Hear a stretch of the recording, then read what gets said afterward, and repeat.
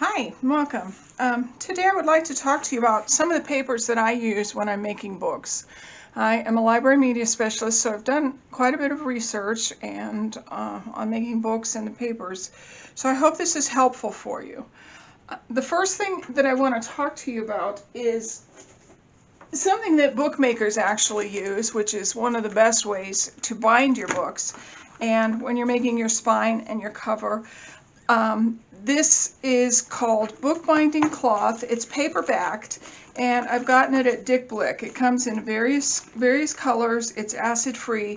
It's fabulous. It will last just like a book will, because when you fold fabric, it keeps folding. It takes a long time before it cracks and breaks, years and years and years, whereas paper, on the other hand, every time you open it, it breaks down the paper just a little bit more. So this is one of the things that is really nice to use if you're making a book that you want to last a long time. The next thing that is actually very good when you're using paper to make corners on books or boxes that are going to open a lot and close a lot is a Tyvek paper. Now, Tyvek paper is what they use for envelopes, and it's basically, when you buy it, you buy a Tyvek envelope if you want to buy it fairly reasonably priced. So these are wonderful anywhere that a joint is going to be used, such as I made my mom an exploding box, and what you can see is that when you open it, it explodes. It opens up. All of the pages will open up, and I'm going to put candy in it, so she's going to be using it quite a bit. There's pictures and things in it, as you can see. But what I like about the Tyvek is it's a fairly reasonable product that you can use to put on spines or corners that are going to be used a lot, and it won't break down like paper will. It's fairly good, long lasting. It's easy to cut on your machine. It's thin, it's flexible. It's a great product to use. The other thing that I want to talk to you about is when you are using paper that you want to fold, I suggest that you have a scoreboard, because if you just fold something and use your fingers, sometimes you will get broken pieces of your paper. It will flake off. But when you use a scoreboard, you actually are pre-pressing the paper so that it will make a nice fold. I'm going to get a different piece. I use that for a different product. The one thing that I suggest that you have when you use a scoreboard is a bone or a Teflon folder. This is a bone folder. It's worked perfectly for me. I love it, and so I just use the bone folder. Someday I'll get a Teflon folder. So on my scoreboard, I have 3 tools that I use, and when you look at them, this one came with the board, and it's fairly thick on the edge where you will be scoring. And I like this because you can also use it like a bone folder. The other thing that I have is from Heartfelt Creations, which it's interchangeable, but I use these the most, so I keep it. This is for manipulating flowers and making them look 3D, but this is a bigger circle on the end of my tool, so that if I'm using a very delicate paper, sometimes I will use this one with a little less pressure, and you can see I can go back and forth on this, and it'll fold just nicely. It leaves a nice valley and a nice mountain. This is the other one that I've bought from Fiskars. It has 2 different sizes of balls on the end. One is a very tiny ball, and one is just the next up. And you can see there's quite a bit of difference in the balls, in the size of the balls of these. So to be cautious, if you're using a thin paper and you use the very thin one, you can actually rip your paper. It will rip it.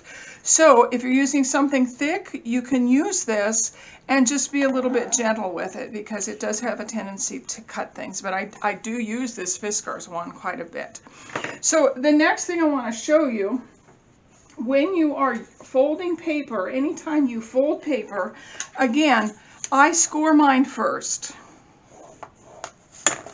And what you will have is a valley on the spot where you have scored it. It goes into the paper and out. When you turn it over, you will see you have what we call a mountain, and it's where the paper has been pushed into the little groove. So if you remember, this is a valley where it goes into the paper, and this is a mountain which comes on top. You actually want to reverse those when you're folding. You want to make the valley the mountain and the mountain the valley. So you will fold so that the valley is on the upper part, just like that. And then use your bone folder. Do not put the bone folder directly across this piece. You don't want to rub it vertically to your paper. You want to lay it down just a little bit because certain papers will cut with this. I'm going to turn this off for just a minute, get some more papers, and I'll be right back. Okay, we're back. So the next paper I want to talk to you about, it's a specialty paper that I get from Heartfelt Creations, and it is a very thick paper, but it is purposefully made so that you can use forms to form paper into flowers. These are some of the flowers that I've cut out and I've played with, and as you can see, this kind of paper, it holds a design, I don't know what you call it. You use molds and it makes creases, and then you can use your tool and you can actually make it, you know, look more like a flower, and it comes up and you glue them. But this paper was specifically designed for flower making. Now, you can use this for bookmaking, for box making. I will tell you that if you want to print on this, it's a little bit coarser. It doesn't have a nice soft feel to it, although it's a very sturdy paper. So this is another example of a paper that you can use. The second paper that I want to show you is a very easy paper. It's called Joann Park Lane, and it comes in, this is a 65-pound, and it's 176 GSM, grams per square meter. And the grams per square meter is a very important part of paper. You can have an 80-pound paper with 176, or you can have an 80-pound paper with 110 GSM, and it will make a difference in what you're doing with your project. So this is a nice paper, and what I use it for, it's basically the white I use to print my digital pictures on so that I can decorate boxes and things.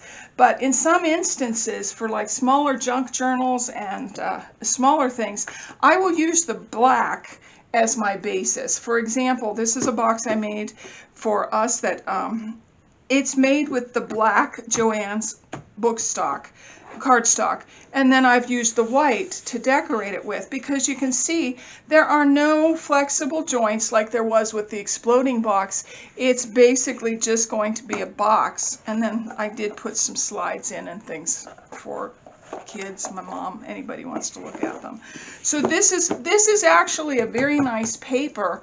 It's fairly reasonable to buy. There are 50 sheets in this, and when I get it on sale, I get, the last batch I got were 250 packs for $5. So it's something to think about, something nice. Okay, the next one that I really like, when you are creating journal pages signatures to put in your journals, I really like the HP Premium 32. It's a 32-pound paper. It is a little heavier than regular, you know, when you have printed paper. It's very thin, but this is a nicer, thicker paper, and it holds up really nice in a junk journal. So this is the paper that I will use when I am making signatures for journals.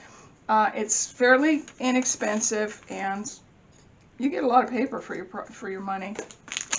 Okay, and then the last one that I want to show you is one that I have really kind of fallen in love with. It's called Accent Opaque Cover. Now, cover, you can get an 80-pound digital paper, and you can get an 80-pound cover. Cover will always be heavier and sturdier. So if you're looking for something to make books, to make spines, to make things like that, you will want to get a cover. But that's what this is. This is an excellent paper. It's very heavy.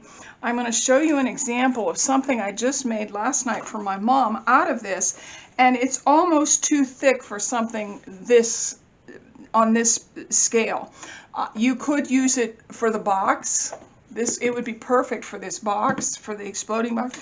But this, because there are so many folds to it and so many levels to it, it's just a little bit too thick. So those are things you need to take into account. See, I'm having a little hard time. These are things you need to take into account when you're choosing your papers. What are you going to use it for? Is it going to be opened a lot, closed a lot? Is it going to flap? Is it just going to sit and be used as a container? So out of these papers, I use all of these, and I have found that these have worked the best for me, and I hope that this has helped you. I hope that you found some things interesting that might add to your repertoire for your paper crafting. Thank you for coming. Join me again. Bye-bye.